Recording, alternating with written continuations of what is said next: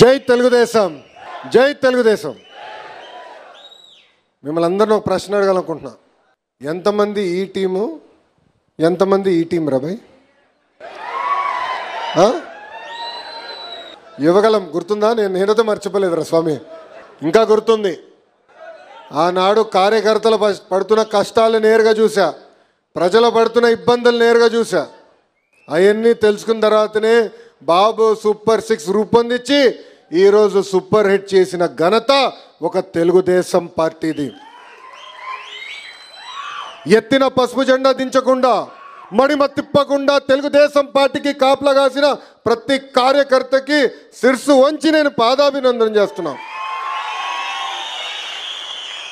చాలామంది అడుగుతారు నీకు స్ఫూర్తి ఎవరు అని. నాకు స్ఫూర్తి ఎవరో తెలుసా? మీసాలు మిలేసి తొడగొట్టి రారా అని చెప్పిన అంజిరెడ్డి తాత. బూత్ దగ్గర పోలింగ్ నాడు వైకాపా నాయకులు రిగ్గింగ్ చేయాలంటే అడ్డంగా నిలబడిన మన అక్క మంజులక్క మెడపై కత్తి పెట్టి వాళ్ళ నాయకుడికి ఒక్కసారి జై కొడితే వదిలేస్తానంటే జై చంద్రబాబు, జై తెలుగుదేశం అని ప్రాణాలు కోల్పోయిన చంద్రయ్య గారు నాకు స్ఫూర్తి. కృష్ణా జిల్లా విజయవాడలో గాంధీ గారు పార్టీ ఆవిర్భావం నుంచి సభ్యుడు వాళ్ళ నాయకుడు వ్యతిరేకంగా మాట్లాడారని కన్ను తీసేసిన జై తెలుగుదేశం చెప్పిన గాంధీ గారే మీ లోకేష్కి ఈరోజు స్ఫూర్తి. నాకు వేరేళ్ళతో పని లేదబ్బా, డైరెక్ట్ కాంటాక్ట్ తెలుగుదేశం పార్టీ కార్యకర్తలతోనే.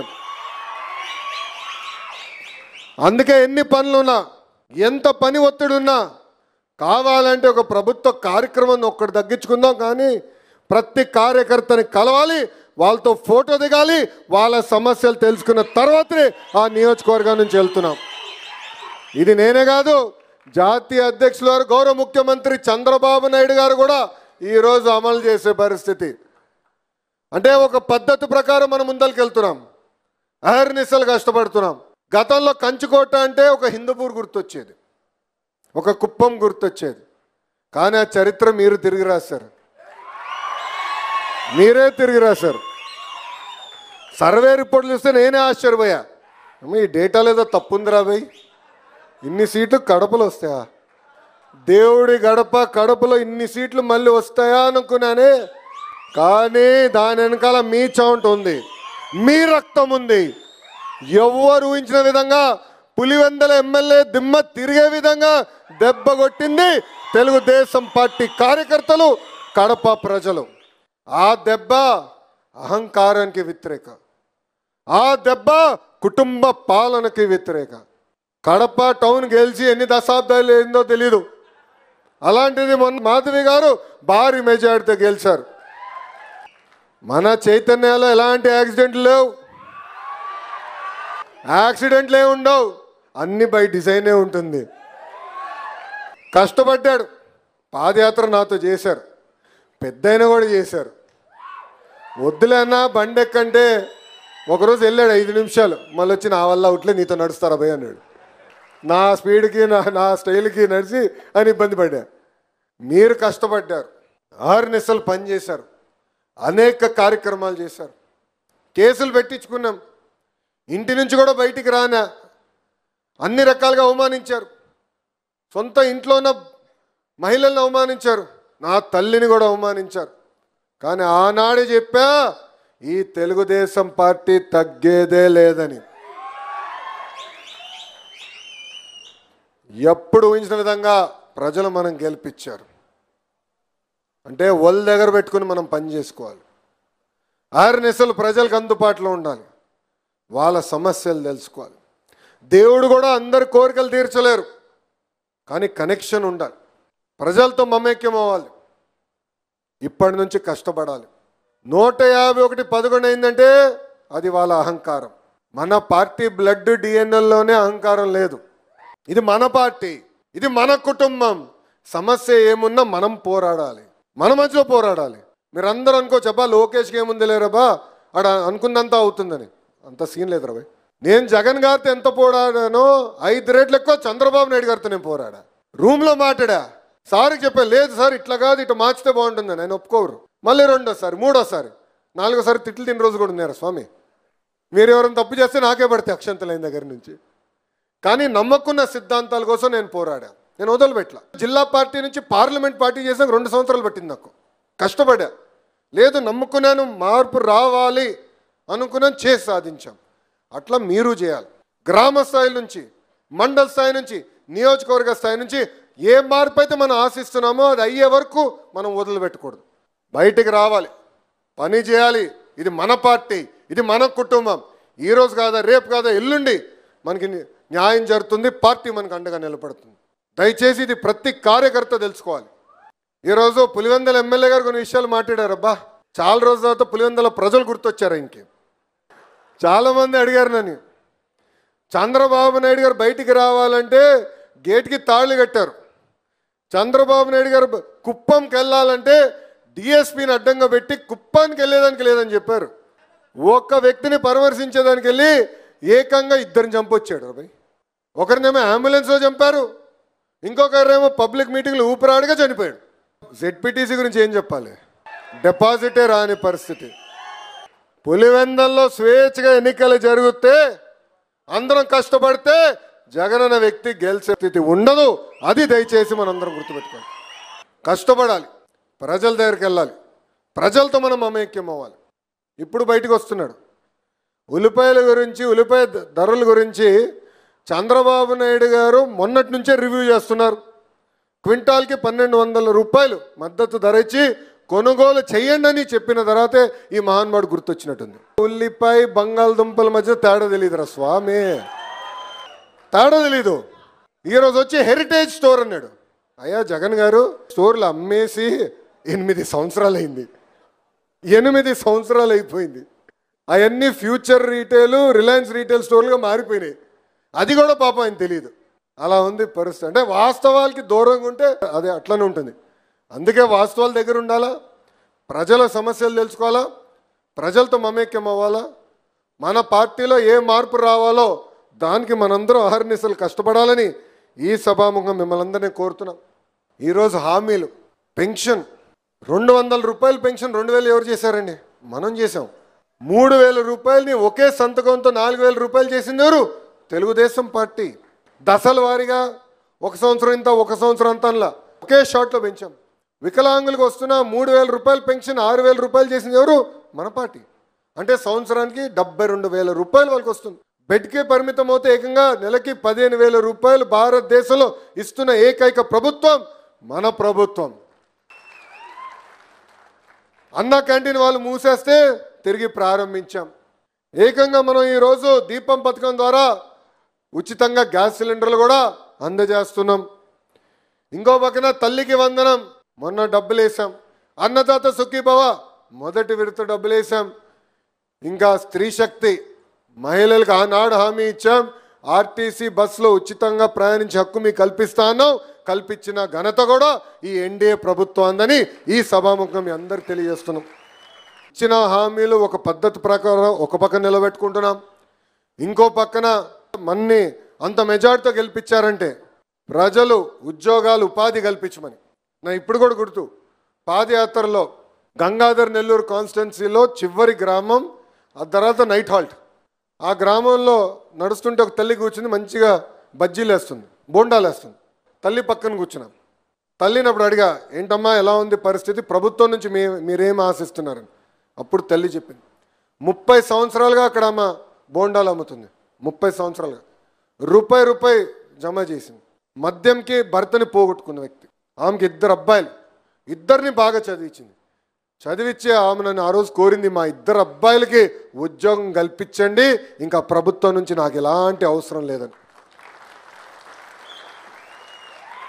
అంతేకాదు అనంతపురం జిల్లా పెనుగొండ నియోజకవర్గం, అమ్మగారి నియోజకవర్గం, కియా ఫ్యాక్టరీ అక్కడనే ఉంటుంది. మనోళ్ళు హైవే పైన నడిపించారు. ఆ కియా ఫ్యాక్టరీకి దారి హైవే 10 కిలోమీటర్లు, ఒక్క గ్రామం లేదు రాబాయ్. మంచి ఎండల్లో నడిపించినారు.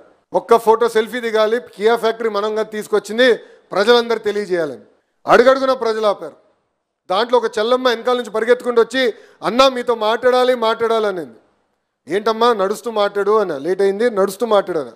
అప్పుడు ఆమె చెప్పింది, మీ నాన్నగారు తీసుకొచ్చిన కియా ఫ్యాక్టరీకి యాన్సిలరీ కంపెనీలు వచ్చినాయి, అంటే అద్దం తయారు చేసే కంపెనీ, బంపర్ తయారు చేసే కంపెనీ, సీట్లు తయారు చేసే కంపెనీ, మన సీట్ బెల్ట్ కూడా తయారు చేసే కంపెనీ.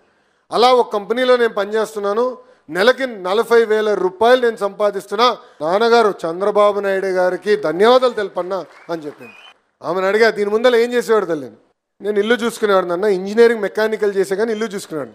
ఇప్పుడు ఎలా ఉంది తల్లి అంటే, ఇల్లంతా నేనే నడిపిస్తున్నానన్నా అని గర్వంగా చెప్పింది. ఆ రోజే నిర్ణయం తీసుకున్నాం, ఉద్యోగాలు కల్పించాలి. అందుకే కొప్పర్తిలో ఈరోజు 2 కంపెనీలు ప్రారంభించాం.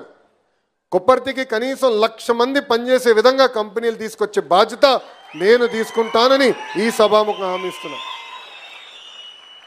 ఎందుకంటే రైతులు పిల్లల భవిష్యత్తు కోసం ఇచ్చిన భూములు, ఎలక్ట్రానిక్స్ కానివ్వండి, ఇతర సంస్థల్ని ఇక్కడ తీసుకొచ్చే బాధ్యత మేము తీసుకుంటాం. పక్కనే కడప ఎయిర్పోర్ట్ ఉంది, రైల్వే సైడింగ్ ఉంది. ఇంత అద్భుతమైన ఇండస్ట్రియల్ పార్క్ భారతదేశంలోనే ఎక్కడ ఉండదు. అందుకే పెట్టుబడులు తీసుకొచ్చే బాధ్యత మీ లోకేష్ తీసుకుంటాడు. అభివృద్ధి చేద్దాం, సంక్షేమం చేద్దాం, కానీ రాజకీయం కూడా చేయాలి.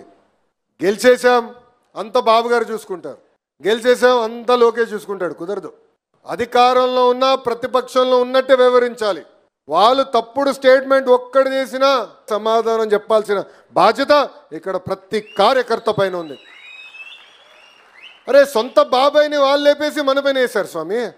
మీకు గుర్తుందా? అది ఏమన్నారు? ఫస్ట్ గుండెపోటు అన్నారు, దాని తర్వాత గొడ్డల పోటు బయటకు వచ్చింది. అది ఏమైందో తెలుసుకునే లోపల సాక్షిలో ఫుల్ పేజ్ యాడ్, నారాసుడ రక్త చరిత్ర అని ఏకంగా కత్తి చంద్రబాబు నాయుడు గారి చేతుల్లో పెట్టారు. ఈరోజు చూడండి, సొంత చెల్లి సునీత గారు న్యాయం కోసం పోరాడే పరిస్థితి, ఇంకో చెల్లిని ఆస్తుల కోసం మెడబట్టి బయటికి గెంటేసే పరిస్థితి. ఇవన్నీ మనం మాట్లాడాలి. ఎందుకంటే మనం ఏనాడు తప్పు చేయాల, ఏనాడు హత్య రాజకీయాలతో జోలికి వెళ్ళా, ఫ్యాక్షన్ ఏనాడు తెలుగుదేశం పార్టీ ప్రోత్సహించాల. అన్నగారి దగ్గర నుంచి బాబు గారి వరకు ఎవరు దాన్ని ప్రోత్సహించాల. అంటే ఒక పద్ధతి ప్రకారం మనం ముందరికెళ్ళాం. ఇది దయచేసి ప్రజల్లోకి తీసుకెళ్లాల్సిన అవసరం చాలా చాలా ఉంది. లేంటే వాళ్ళ ఒక అబద్ధాన్ని చెప్పి చెప్పి చెప్పి నిజం చేసడానికి ఈరోజు ప్రయత్నిస్తున్నారు. మీరు ఒక్కసారి చూడండి, పొగాకు ఇబ్బంది ఉంటే ఆదుకున్నాం, కొకోకి ఇబ్బంది ఉంటే ఆదుకున్నాం, పామాయిల్కి ఇబ్బంది ఉంటే ఆదుకున్నాం. ఇప్పుడు ఏకంగా ఉల్లిపాయలు కూడా ధరలు తక్కువ ఉన్నాయంటే చంద్రబాబు నాయుడు గారు రివ్యూ చేసి 1,200 రూపాయలు మద్దతు ధర కూడా ప్రకటించారు. కానీ అయినా అబద్ధం చెప్తున్నాడు. 8 సంవత్సరాలు నమ్మేసింది, ఇంకా అబద్ధాలు చెప్తాడు. మామిడి రైతుల విషయంలో కూడా అదైతే అచ్చు సినిమాలాగా తీశారు. ఆయన కారు వస్తుంది, ట్రాక్టర్లు ముందెళ్ళగెళ్తాయి, ఆ పంట పోసేస్తారు. ఎంత న్యాయం అండి అది? అల్జడ సృష్టిద్దాం, ప్రజలది ఇబ్బంది పడుతున్నారని చెప్దాం, పెట్టుబడులు రానికుందో చేద్దాం. అయ్యా, నేను సింగపూర్కి వెళ్ళా, చంద్రబాబు నాయుడు గారు, టీజీ భరత్ గారు, నారాయణ గారు, నేను బృందంగా వెళ్ళాం. అక్కడ రాష్ట్రపతి గారు కలిశారు, సీనియర్ మంత్రులు కలిశారు.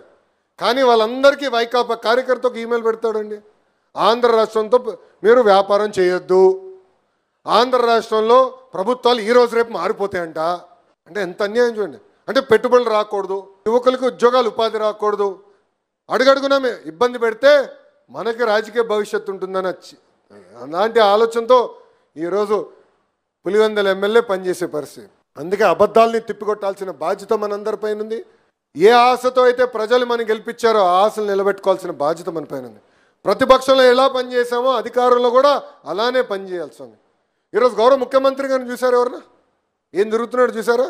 నిన్న రాజంపేటకి వచ్చారు, పొద్దున్న బయలుదేరి రాజంపేట మీటింగ్ చేశారు, రాత్రి అమరావతికి వెళ్ళాడు, రివ్యూ చేశాడు. మళ్ళీ ఈరోజు మధ్యాహ్నం పైన విశాఖపట్నానికి వెళ్ళి మళ్ళీ తిరిగి రాత్రి వస్తున్నారు. మన కోసం, మన పిల్లల భవిష్యత్తు కోసం ఆయన కష్టపడుతున్నారు. 75 సంవత్సరాల వయసులో ఆయన అంత కష్టపడితే ఇక్కడ ఉన్న యువకులు మనందరం ఇంకెంత కష్టపడాలి రా భయ్? అందుబాటులో ఉండాలి, పని చేయాలి. ప్రతిపక్షంలో పనిచేస్తాం, అధికారంలో వచ్చినా ఇంకెక్కువ పని చేస్తాం, చేయాలి. ఎందుకంటే వెనుకబడిన రాష్ట్రం, ఇబ్బందుల్లో ఉన్న రాష్ట్రం, బయటికి తీసుకురావాలి. 164 స్థానాలు గెలిపించారు ప్రజలు. అంటే ఎంత ఆశలతో మనం గెలిపించారో దయచేసి గుర్తుపెట్టుకోవాలి. చివరిగా ఒక విషయం కోరుతున్నాను, అహంకారం పక్కన పెట్టాలండి, అజం పక్కన పెట్టేయాలి. ప్రజల దగ్గరికి వెళ్దాం, ప్రజలతో మమేక్యం అవుదాం, కలిసికట్టుగా పనిచేద్దాం. అప్పుడే శాశ్వతంగా కడప జిల్లాని ఒక తెలుగుదేశం పార్టీ కంచుకోటగా తీర్చిదిద్దే అవకాశం కలుగుతుంది. కష్టపడి పనిచేస్తున్నా, పెట్టుబడులు తీసుకొస్తున్నాం. సో నేను అనేది ఏంటంటే, మంగళగిరి ఈరోజు నేను అభివృద్ధి చేయగలుగుతున్నానంటే లోకల్గా అందరినీ మమేక్యం చేశా. కానీ నియోజకవర్గాన్ని అభివృద్ధి చేస్తాం. ఒక యువకుడు, ఉత్సాహవంతుడు, చేయాలని తప్పనున్న వ్యక్తి, పెద్దైన ఆశీస్ ఉన్నాయి, డైరెక్షన్ ఉంది, ప్రోత్సాహం ఉంది. కలిసి పని చేద్దాం. మన సమస్యలు మనం పరిష్కరించుకుందాం. ఎప్పుడు నవ్వుతూ ఉండాలి కార్యకర్తలు. నేను దేవుడు కాదండి. 10 నిర్ణయాలు తీసుకుంటా 3 తప్పవుతారు స్వామి. సరిదిద్దుకుందాక నేను సిద్ధంగా ఉన్నా. కానీ చెప్పాల్సిన బాధ్యత మీ పైన ఉంది. కానీ ప్రజల దగ్గర అవుదాం, ప్రజలతో మమేక్యం అవుదాం. అప్పుడే శాశ్వతంగా దేవుడి కడప జిల్లాని తెలుగుదేశం పార్టీ కంచుకోటగా తీర్చిదిద్దచ్చని ఈ సభాముఖం మీ అందరు తెలుపుకుంటూ, నేను ఎక్కడికి వెళ్ళినా ఎర్రబుక్ అంటారు కదా, హాయిగా మీరు మీ పని చేయండి అబ్బా. ఎర్రబుక్ దాని పని చేస్తుంది. అంతేగా నేను మర్చిపోయా. ఎట్ట మర్చిపోతా స్వామి? ఎందుకు మర్చిపోవాలి స్వామి? తోట చంద్రని చంపేస్తే మర్చిపోమంటావా? నందం సుబ్బయ్యని చంపేస్తే మర్చిపోమంటావా? ఎట్ట మర్చిపోతావు? చంద్రబాబు నాయుడు గారిని 53 రోజులు జైలుకు పంపిస్తే ఒక కొడుకుగా నేను మర్చిపోతానా అని అడుగుతున్నాను. నాకు తెలుసు ఆయన పడిన బాధ, ఆవేదన ఇప్పుడు కూడా బాధేస్తుంది. ఎందుకంటే ఆ రాజమండ్రి జైల్లో ఎక్కడైతే ఆయన బంధించారో ఆ జైలుని అభివృద్ధి చేసింది చంద్రబాబు నాయుడు గారు. 2 శిలాఫలకాలు ఉన్నాయి ఆ జైలు ముందర, నేను చూసా. బాబు గారు ఎక్కడైతే పెట్టారో అది ఆయన మొదటి టర్మ్లో చేసింది. ఏ రూమ్లో ఆయన కలిసామో 3వ టర్మ్లో కట్టింది స్వామి. అది ములాఖాత్ బిల్డింగ్ కూడా కట్టింది ఎవరు? చంద్రబాబు నాయుడు గారు. అలాంటి పెద్ద ఆయన్ని 53 రోజులు బంధిస్తే బాధ ఉండదా? బాధ కలగదా? ఎందుకు వదిలి పెడతా స్వామి? మన పని మనం చేద్దాం, ప్రజల దగ్గరికి వెళ్దాం, చేయాల్సింది చేద్దాం. ఎర్రబుక్ దాన్ని పని చేసుకుంటూ వెళ్తుంది. అంతేగాని మర్చిపోయా ఏదో అయిందనేది ఉండదు. నా జీవితాంతం నేను మర్చిపోను. నాకు చాలా క్లారిటీ ఉంది. ఎందుకంటే తప్పు చేసిన ఎవరిని వదిలిపెట్టుకోడు స్వామి. అధికారులు అయి ఉండొచ్చు, రాజకీయ నాయకులు అయి ఉండొచ్చు, పోలీస్ ఆఫీసర్లు కూడా అయి ఉండొచ్చు. ఆనాడు చెప్పా, చట్టాన్ని మీరు ఉల్లంఘిస్తున్నారు. చట్టాన్ని ఉల్లంఘిస్తే మటుకు నేను వదిలిపెట్టాను. కోర్టుకి తీసుకెళ్తాను, కోర్టులో రుజువు చేస్తా మీరు చట్టాన్ని ఉల్లంఘించారు. నేను హెరాస్మెంట్ చేసే వ్యక్తిని కాదు, డైరెక్ట్గా చేయాల్సింది చేసే వ్యక్తిని, వాస్తవాల దగ్గరికి వెళ్ళే వ్యక్తిని. అభివృద్ధి దాన్ని పని చేసుకుంటూ వెళ్తుంది, సంక్షేమం దాన్ని పని చేసుకుంటుంది, రాజకీయం కూడా దాన్ని పని చేసుకుంటూ వెళ్తుంది. మీకు మొన్న సుపరిపాలన తొలి అడుగు కార్యక్రమం ఇచ్చాం. బాగా తిరిగారు, ప్రజల్లోకి వెళ్ళారు, మమేక్యమయ్యారు. అదేవిధంగా కొన్ని కార్యక్రమాలు ఇస్తాం. అదొక కిక్ రావాలి మనకి. ప్రజల్లోకి వెళ్తేనే మనకు వచ్చేది. ఇప్పుడు నేను మనుషులు కలవకపోతే నాకు వింతగా అనిపిస్తుంది రా పాదయాత్ర తర్వాత. నేను కలవాలి, వాళ్ళ సమస్యలు తెలుసుకోవాలి, పరిష్కరించాలి. అంతేకాదు కదా మనం పెట్టింది, గెలిపించింది దానికే కదా, పరిపాలించేదానికే కదా మనం గెలిపించింది ప్రజలు. అది చేద్దాం. విద్యాశాఖలో నాకు సమస్యలు లేవనుకుంటున్నావా? పోరాడాలి. మనం సింపుల్గా వదిలేస్తే అవదు, పోరాడాలి. కొంతమంది అధికారులు సహకరించకపోవచ్చు. ఎమ్మెల్యే గారి పైన బాధ్యత ఉంది, ఇన్ఛార్జ్ మంత్రి గారి పైన బాధ్యత ఉంది, జోనల్ కోఆర్డినేటర్ పైన బాధ్యత ఉంది. ఇప్పుడు మన గ్రామంలో సమస్య ఉంటుంది, మనం మాట్లాడుకోవాలి. చెప్పా, మండలం, నియోజకవర్గం మాట్లాడాలి. ఇన్ఛార్జ్ మంత్రిగా ఉన్నారు, చేయాలి. బాధ్యత పెట్టినాం. అప్పటికి చాలా చేసినా ఇంకా చేయాల్సి ఉంది. అన్నీ చేశాను కూడా అన్నట్లా, చేయాల్సి ఉంది. చేసే బాధ్యత మేము తీసుకుంటాం, వదిలిపెట్టాం. నాకు ఇంత అద్భుతమైన అవకాశం ఇచ్చిన మీ అందరికీ పేరు పేరున నా ఉదయపూర్ ధన్యవాదాలు తెలుపుకుంటాం. మీ అందరి దగ్గర చేసి సెలవు తీసుకుంటున్నా. జోహార్ అన్న ఎన్టీఆర్, జోహార్ అన్న ఎన్టీఆర్.